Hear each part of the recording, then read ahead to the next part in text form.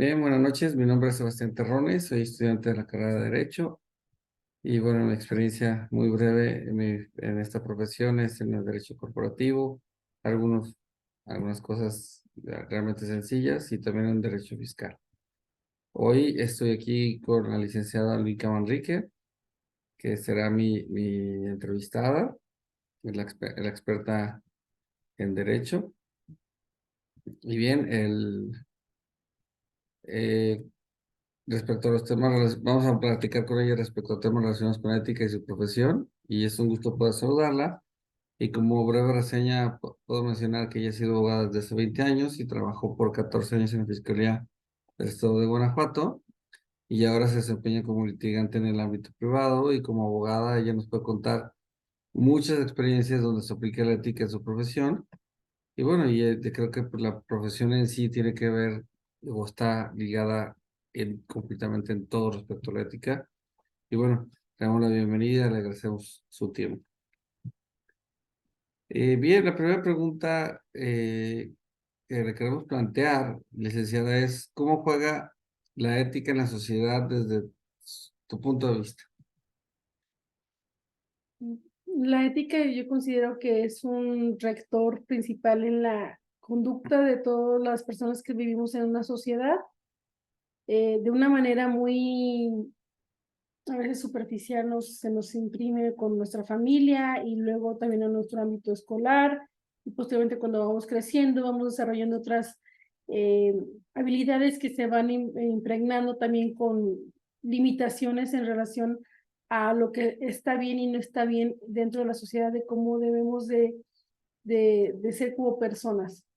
En efecto, considero que la ética en la sociedad es, en este caso, la guía que debe de regir de manera general nuestra conducta y poder poner o poder establecer los límites de lo bueno y lo malo.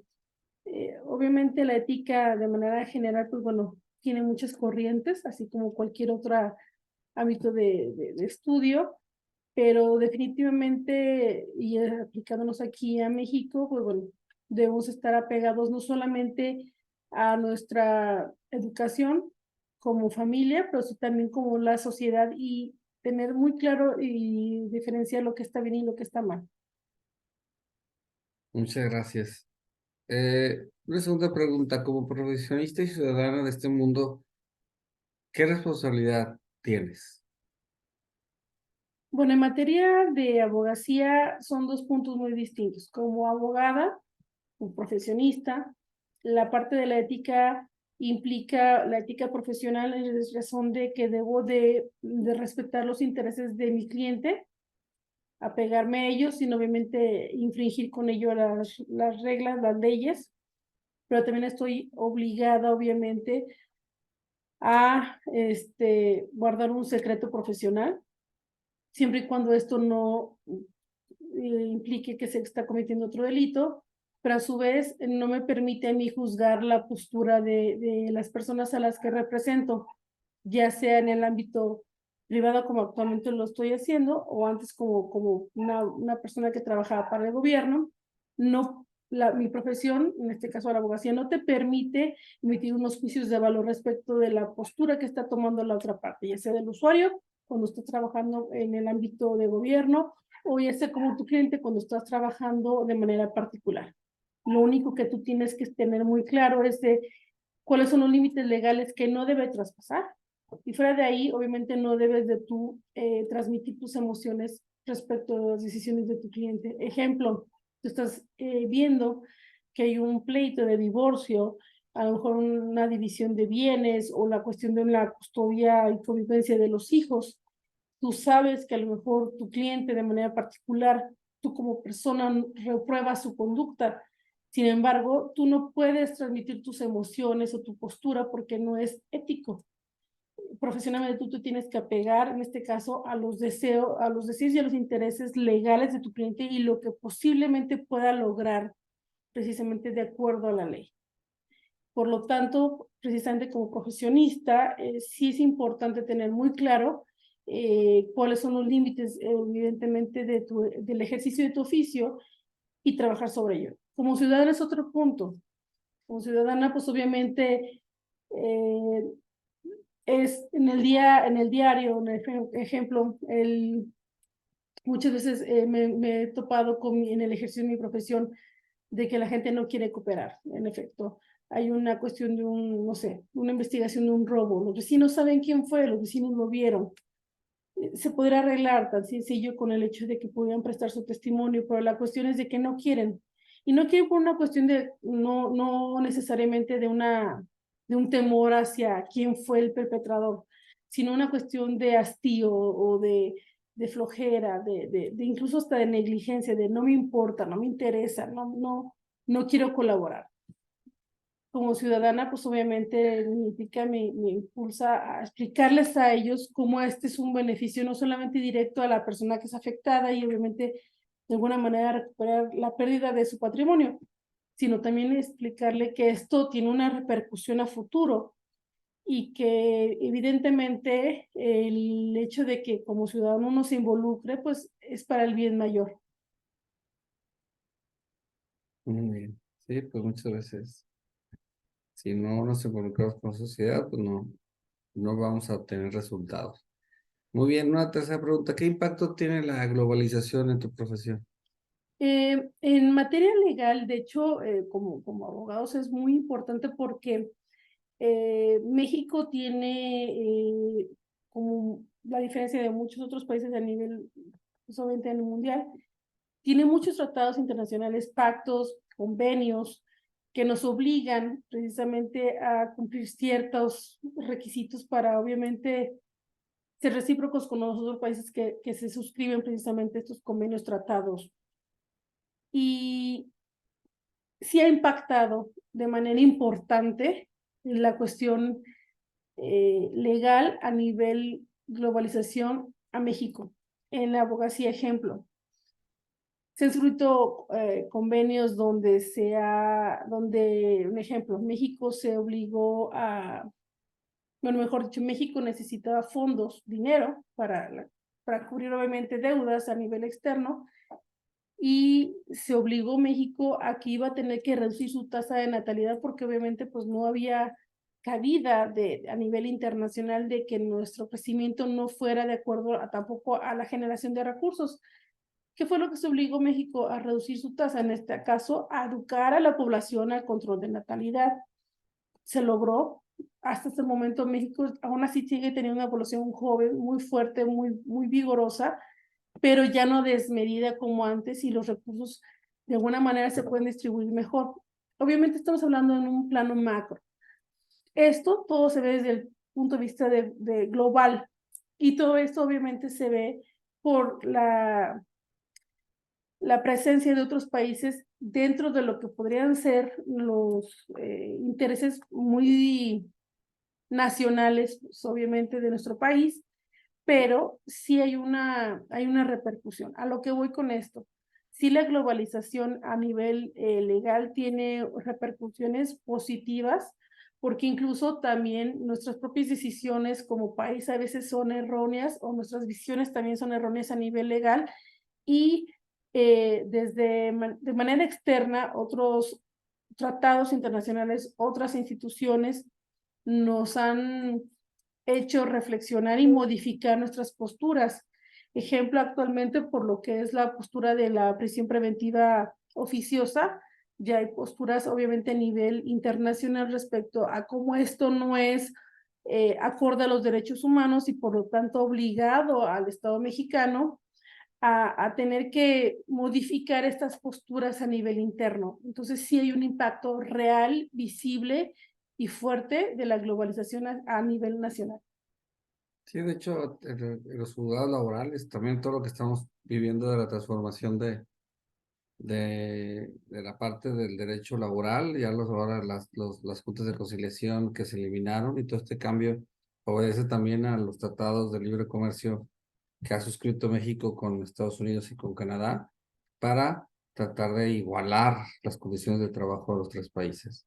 Y estos cambios en materia laboral van en ese sentido justamente, abonando un poco a lo que mencionas de todos los impactos que tiene la globalización en este ámbito del derecho y en nuestras personas, ¿no?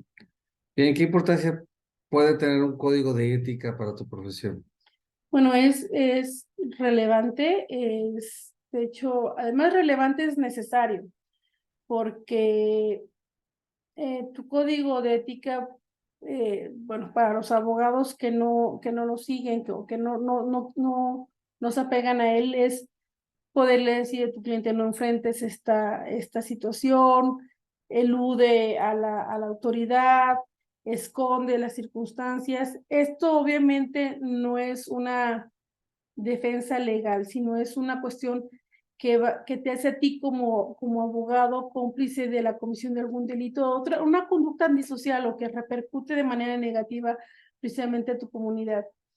Entonces, sí es necesario, pues, que todos los abogados tengamos muy claro lo que es nuestro código de ética, el saber precisamente ubicar cuáles son las cosas buenas y las cosas malas, nuestros límites dentro de del ejercicio de nuestra profesión, a efecto de que podamos decir, un ejemplo, a una persona que tú sabes que es deudor alimenticio y que sí tiene los recursos económicos de explicarle dentro del ejercicio de tu profesión, en un acompañamiento y una buena asesoría, que no debe ser mezquino con su propio progenie, que no debe ser mezquino con la persona con la que procreó sus hijos, por citar un ejemplo. Entonces, esta parte del código de ética implica que tú sí brindes una asesoría que sea buena y que aún así se siga pegando a los intereses de tu cliente, pero sin que esto reste la humanidad dentro del ejercicio de tu profesión. Es muy interesante.